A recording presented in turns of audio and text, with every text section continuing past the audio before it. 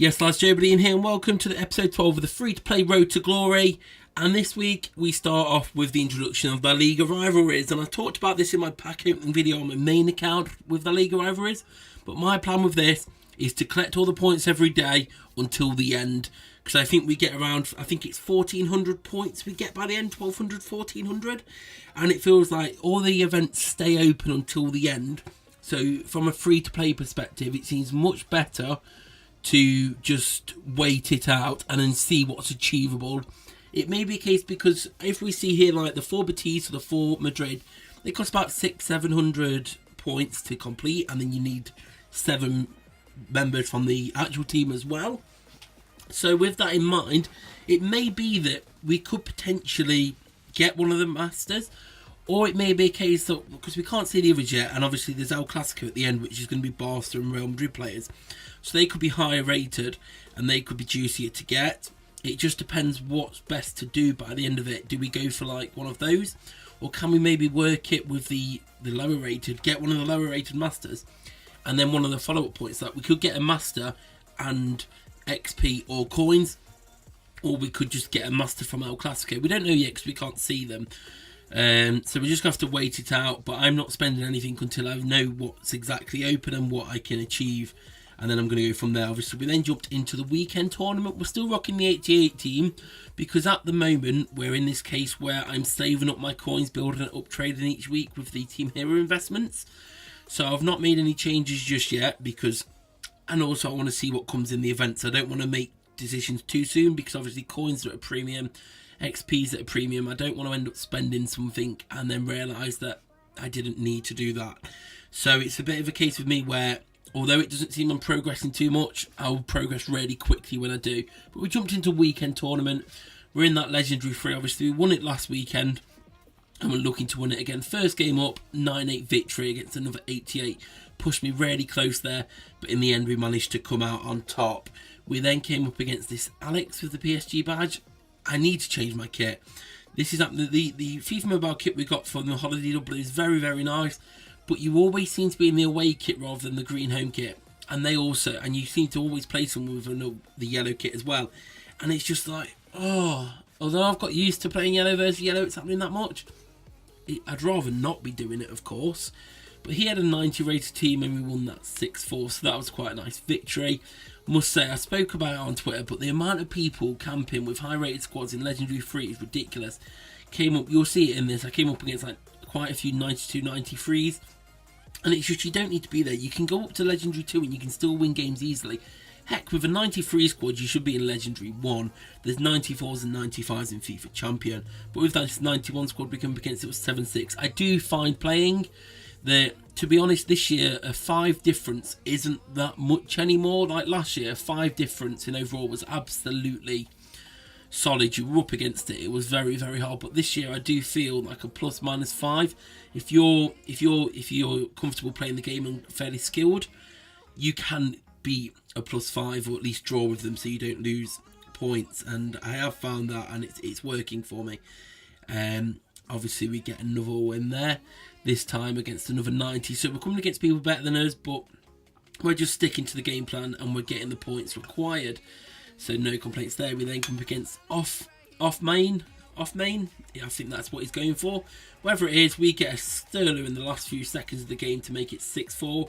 Thinking even if he gets a 5th, we've already secured it. And wait for it, because I forgot most of these results. I'm recording this on the Thursday, and obviously I played these on the Sunday. 6-5, he did get that goal, but we'd secured one at the end too.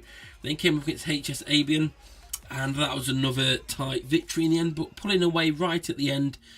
Didi making it 8, and this is why I was saying in the Nabry review, for your Team of the Week points you have limited to, you're a lot better off sticking with Didi rather than spending 700 points, 900 points on Nabry, because you don't need to. But that was against a 92, so I was thinking it's a very, very nice impressive victory there. And then we come up against Rome, which is the game that triggered my tweet about saying it's pathetic people who camp, and it is. Just play the best victory we can. I think this is the game at least. We were giving it our all, 8-7 up, 9 seconds. Actually no, I won this game. This is the game I won. but we'll come up against it later on. It's a few games away, actually. I'm getting mixed up because we went on quite a big run, winning games. I think we got to 7 wins in a row before we faced our first potential problem. Or is it this game here? We made it 7-all in the... It's this game, I think. I think it's this game. This was it. 7-all, 93 rated. You don't need to be in Legendary 1. You don't need to be in Legendary 3 with a 93 rated team. But we'd snatched the draw, so maybe he's just not very good. Like I was saying, that's what I was saying. +5 difference. It's not that much this year compared to last. Let me in the description, the comment section below if you agree or disagree.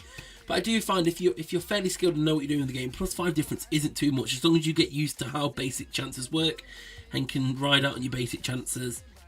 +5 isn't that much, but yeah, 93, you should definitely be in Legendary 1. So I don't know, just move up. If everyone moves up, you'll start facing the same people, but in higher division, so you get better rewards. It's just everyone needs to move up together, but people just aren't doing it. Next game, we was on 7 wins at this stage, and this was when we came up to our first loss. Obviously, last week we made it 9 wins before our first loss. This week, things went wrong for us. He played his game out, and we lost to a 91. But it wasn't because he was 91 we lost. We just lost because we didn't make the right moves, which we've been doing in other games. Like back here, back to a 9-5 victory. 9 goals in that last game would have got us the victory, but it wasn't enough. We only scored 4. We didn't do enough. We squandered some chances, and that was that. But we'd made it 8 wins. That was a 90 team.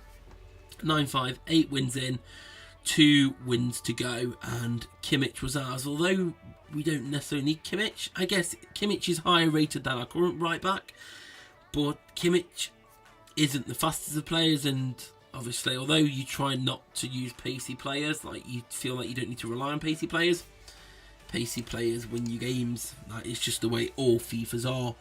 But we were going to face our second loss, and it was getting to squeaky bum time because last week we'd won 9 before our first loss, so we knew we only needed to win 1 more game and we could afford to lose 2. We'd now narrowly lost 8-7 to a 92er. He should be in Legendary 2. He did look like on his fans he was close to it, but you don't know if he's backing out and going in and getting more wins. But we needed 2 more wins and we couldn't take a loss. And then we got a fairly relatively easy game here, winning.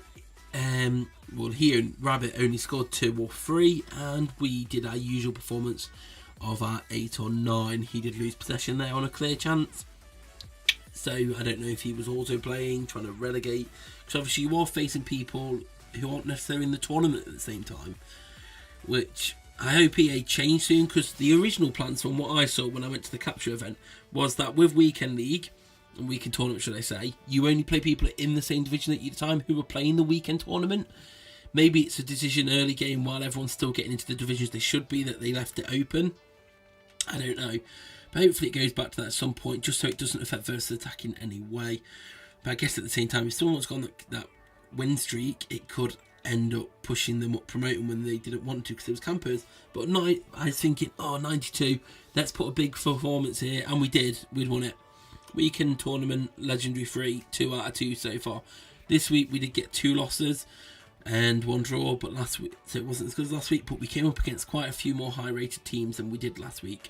So pretty proud of the effort. Obviously some nice XP, some coins along the way, some skill boosts, and obviously Kimmich, who we are going to put into the team, although he's not as fast as our right back is. I forgot my right back's name now.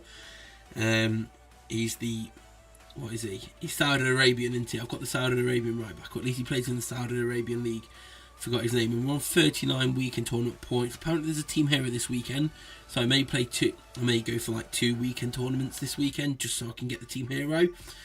We leveled up to level 30, which unlocks us the Areola, who isn't needed. We got our first rank up token. Not that we're going to need that for a while.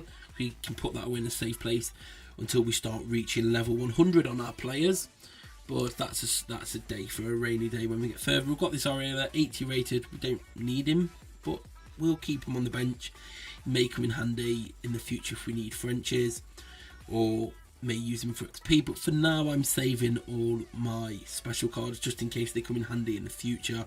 I don't really want to XP off any special cards. Our investments paid off. We'd paid around 70k, under 75k for Moreno if you're under 70k. Sold them all for 89, which got us, what, 85k back. So we made between 10 to 20k on these Morenos. Not massive, but because we bought so many, it all added up. And in the end, this took us to a coin tally of 2 million. So that was pretty nice.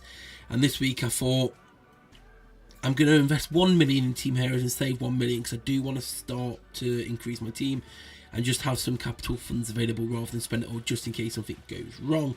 So we're up to the 2 million mark now, which isn't too shabby. And after one full week of the new Team of the Week, we'd end up on 2,552 Team of the Week points.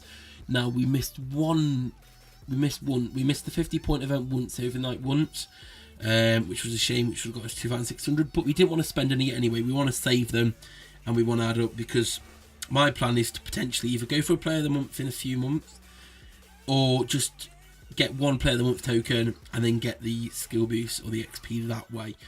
And then it came back round to Team Hero investing, which I'm going to finish on. And this week, we was expecting changes to Team Hero events, so I didn't pay too much attention. So I was a bit like, oh, I don't know what to do. So this week I'm playing it fairly safe, and I'm getting back Shuai. And I was looking at his prices, he was like 80k before Team Hero event. So I thought, okay, let's have a quick look. Okay, they're around 30k mark. I'm going to buy any for under 32,000 coins.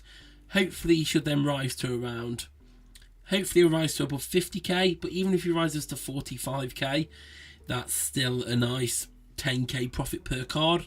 And we're going to spend 1 million coins on him. So we're going to pick a hell of a lot up, just refreshing on the 5 minutes when they come up, till I'd spent 1 million, well, till I was down to 1 million. So, you know, it works. They come 30k. I did actually manage to pick one up for 21k. One got listed for 21k. So there's some nice profit straight away on that one, like 10k without him even rising. But obviously we're going to save him, let him go up.